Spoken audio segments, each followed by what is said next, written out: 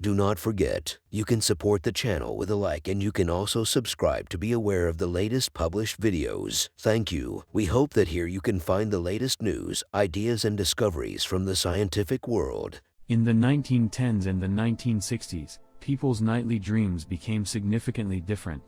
Can you work out why? The concept of dreaming is a curious enough business as it is, but there have been certain eras in history where it's revealed something truly fascinating.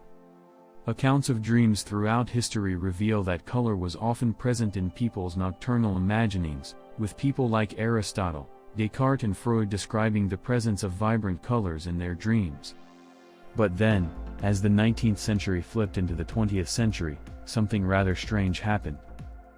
Descriptions of dreams began to be reported mostly in shades of black and white. By the mid-century, these descriptions were so prevalent that researchers came to believe dreams were by default in grayscale.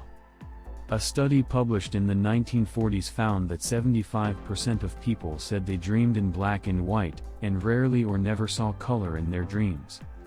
Then, in the 1960s, there seemed to be another great shift in perception, with researchers reporting a higher incidence of reports of color in dreams. As people began delving into their own dream memories, the question "Do you dream in color?" was born.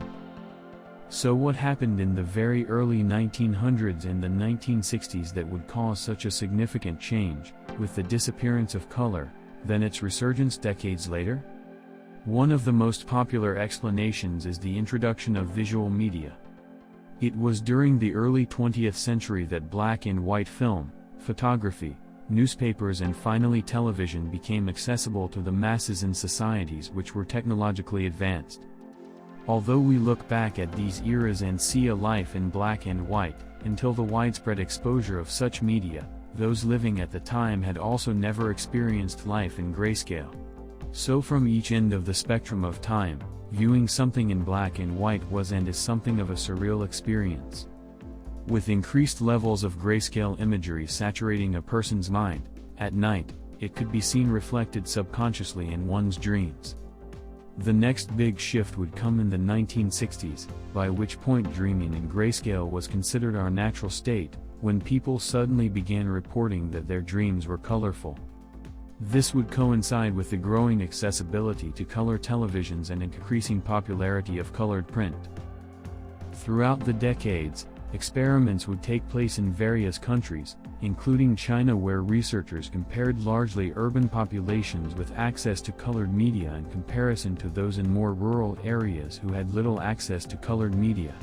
The findings were similar. By 2008, an updated study found that people aged 55 and above dreamed in black and white 25% of the time, while those aged 25 or below almost never dreamed in black and white.